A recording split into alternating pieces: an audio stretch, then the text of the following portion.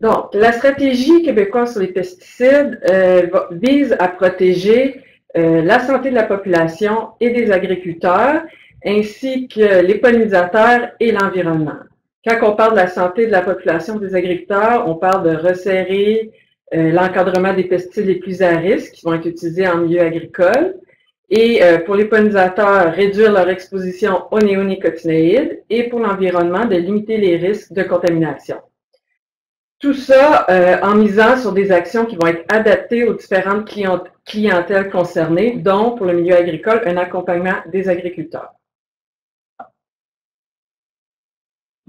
La stratégie vise une approche axée sur les pesticides les plus à risque. Comme vous le savez, les pesticides ont des compositions chimiques différentes qui vont grandement influencer leur toxicité, donc le niveau de risque que ces pesticides-là ont sur la santé et l'environnement. Si on regarde un petit peu, si on regarde ici le diagramme, on voit que les flèches démontrent le niveau de risque en lien avec les pesticides. En bas, on a les critères de santé et les critères environnement qui fait qu'on est capable de juger si un pesticide est plus à risque ou moins à risque. Ces critères-là, c'est des critères qui sont basés sur les données de l'ARLA et du USEPA. Ce que la stratégie vise, en fait, c'est de poser des actions sur les pesticides les plus à risque et de favoriser l'utilisation des pesticides les moins à risque. Un exemple typique, c'est l'exemple de l'atrazine et du chlorpyrifos. Ces deux pesticides-là représentent moins de 5% des ventes de pesticides au Québec. Mais quand on regarde le risque pour l'indicateur de risque pour la santé et l'environnement, on voit que ils contribuent les deux à 14% du risque pour la santé et 20% du risque pour l'environnement. Donc, en concentrant nos efforts sur les pesticides les plus à risque, on est capable d'obtenir plus de gains. Donc, les néonicotinoïdes, comme vous le savez, les néonicotinoïdes comportent un risque pour les pollinisateurs. Il y a plusieurs facteurs qui sont liés au déclin des abeilles qui a été observé dans plusieurs pays. Mais de ces facteurs-là, on a bien sûr l'exposition aux pesticides, dont les néonicotinoïdes. On a les parasites, les organismes nuisibles, les pertes d'habitat, la disponibilité alimentaire, les changements climatiques et météorologiques. Tout ça contribue au déclin des pollinisateurs. Mais en 2012-2013, l'ARLA a sorti un rapport et précisait que 70% des abeilles mortes qui avaient été recueillies en Ontario et au Québec contenaient des résidus de néonicotinoïdes. Les voies d'exposition pour les néonicotinoïdes sont, on peut en cibler 3 grandes. La pulvérisation de gouttelettes de pesticides, la poussière qui se dégage lors du semis des semenciers, et aussi via le pollen, le nectar et l'eau contaminée. L'année passée, je crois, ou en 2014, il y a une méta-analyse qui est sortie qui regroupait plus de 800 études scientifiques qui portaient sur l'impact des pesticides systémiques sur l'environnement, dont les néonicotinoïdes, qui sont des pesticides systémiques, et soulevait certains constats. Soulevait que ces pesticides-là avaient des effets négatifs sur les abeilles, tant sur leur santé que leur capacité à collecter le pollen, s'orienter ou à se reproduire, et qui devenaient également plus vulnérables aux maladies en contact de ces pesticides-là. Pour les oiseaux, il y avait la possibilité d'altérer les fonctions immunitaires, réduire la croissance et leur reproduction. Et il y avait également des impacts sur les invertébrés qui avaient été notés, les invertébrés terrestres, donc comme les vers de terre. On notait une modification du comportement, telle que l'arrêt de l'alimentation, et ça pouvait aller jusqu'à la mortalité. En fin d'année, l'année passée, le ministère a sorti un nouveau rapport sur le suivi des pesticides dans l'eau, dans les cours d'eau en milieu agricole. Et ce rapport-là rapportait qu'il y avait une présence de néonicotinoïdes dans les rivières qui étaient situées à proximité des zones agricoles. On parle de présence de pesticides dans 97 à 93% des échantillons qui avaient été récoltés. Donc, on voit qu'il y a des concentrations de néonicotinoïdes qui sont présentes dans l'environnement. La stratégie s'oriente sur deux enjeux. Le premier enjeu, c'est protéger la santé et l'environnement. Pour se mettre en perspective, au Québec, il y a environ, en 2012, il y avait 4,4 millions de kilogrammes d'ingrédients actifs qui avaient été vendus. De ce 4,4 millions de kilogrammes-là, il y en a près de 85% qui étaient vendus pour le milieu agricole, 58% sont des herbicides, 16% des fongicides et à peu près 7% des insecticides. C'est important de noter que le bilan des ventes va exclure tous les approvisionnements de pesticides qui se fait à l'extérieur de la province, vont également exclure les pesticides qui sont importés en vertu des programmes de l'ARLA et va également exclure tous les objets qui sont enduits ou traités avec des pesticides. Ça veut dire quand on parle de semences traitées aux néonicotinoïdes, le bilan des ventes ne compte pas ces pesticides-là qui sont appliqués sur les semences. Donc, comme sûrement vous le savez, en milieu agricole, en 2011, le gouvernement du Québec a lancé la stratégie phytosanitaire québécoise en agriculture. L'objectif est de réduire de 25% les risques associés à l'utilisation des pesticides d'ici 2021. Cet objectif-là a été déterminé en consensus avec les partenaires de la stratégie. On prend comme année de référence l'année 2006-2008 et on espère avoir, dans le fond, une diminution de 25% à partir de ces années-là. En 2012, ça nous montrait, dans le fond, qu'il n'y avait aucune tendance de diminution à ce jour. On avait même une augmentation de 5% du risque pour l'environnement et une augmentation de 2%. Donc, l'objectif de diminution de 25% est loin encore, disons-le comme ça.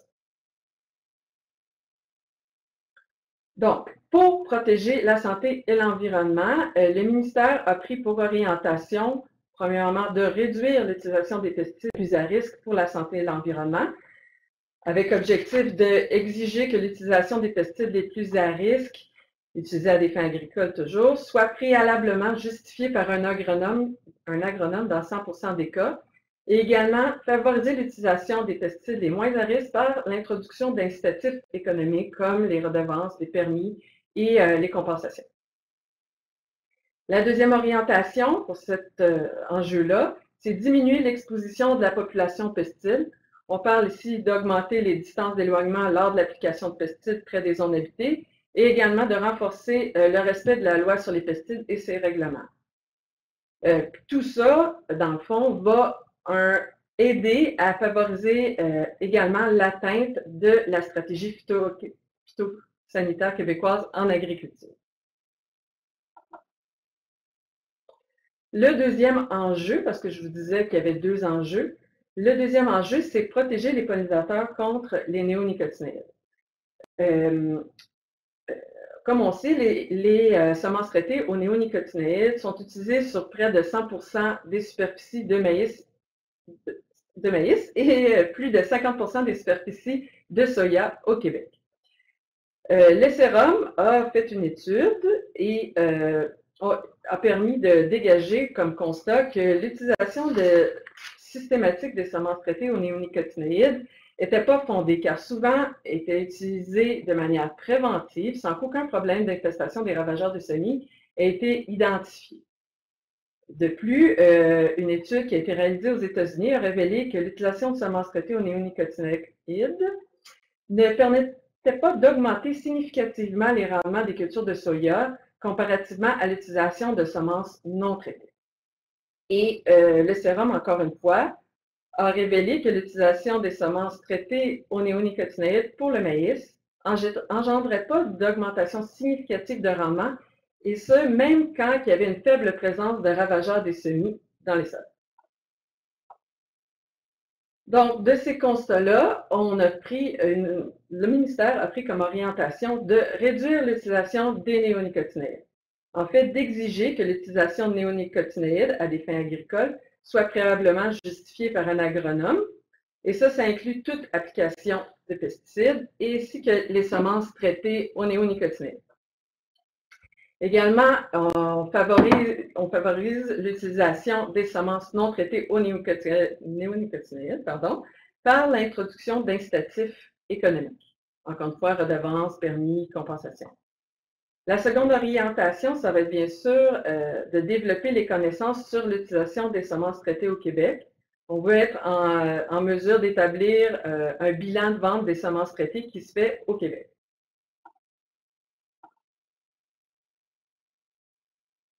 Notre stratégie, en fait, s'inscrit un peu dans la démarche de celle de l'Ontario qui a été faite en juillet 2014. Ils ont sorti une nouvelle réglementation, en fait, pour protéger, entre autres, les pollinisateurs.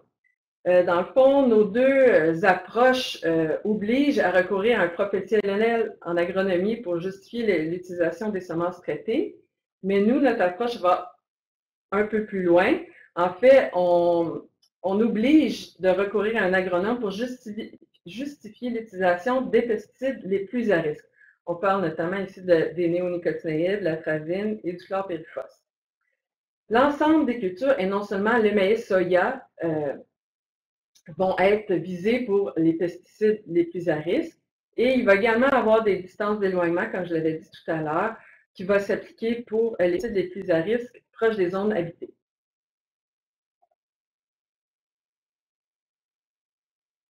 Tous ces objectifs-là et ces orientations-là font partie de la stratégie. Mais pour les mettre en œuvre, on a 3 étapes présentement. La première étape, c'est la modernisation de la loi sur les pesticides. On va moderniser la loi sur les pesticides pour intégrer les semences traitées, parce que présentement, la loi sur les pesticides ne couvre pas les semences traitées. On va renforcer le respect de la loi, notamment en instaurant un système de sanctions administratives pécuniaires. On va réviser les conditions de certification pour certains secteurs. On va également donner la possibilité de porter au fond vert les sommes découlant des exigences ou des infractions relativement à la réglementation sur les pesticides.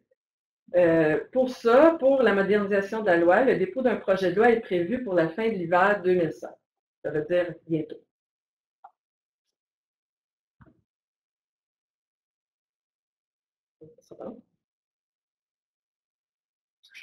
Ça charge? OK.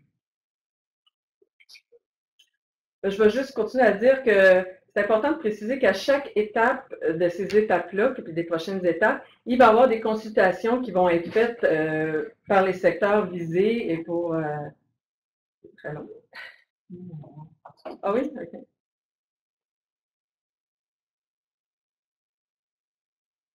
On a un petit délai.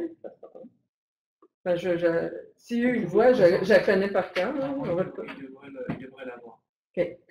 Donc, si je m'en vais à la diapo suivante, la deuxième étape va être de modifier le code de gestion des pesticides, ici pour resserrer les conditions d'utilisation, notamment en milieu agricole, puisqu'on parle du milieu agricole. Il va y avoir un dépôt d'un projet de modification de règlement qui va se faire d'ici l'automne 2016. Et la troisième étape va être de responsabiliser les utilisateurs de pesticides en faisant assumer aux utilisateurs de pesticides les plus à risque une plus grande part des coûts environnementaux et des coûts associés à la santé. Donc, on prévoit la publication d'un document d'orientation sur les incitatifs économiques d'ici l'été 2016. Fait que c'était ça. C'est ce qui termine ma présentation. Merci de votre attention. Sage Pesticides est un outil essentiel pour gérer les pesticides de façon rationnelle et sécuritaire. Consultez-le régulièrement pour en savoir plus sur les traitements phytosanitaires homologués dans différentes cultures, sur les caractéristiques des produits commerciaux et bien d'autres aspects reliés à leur utilisation.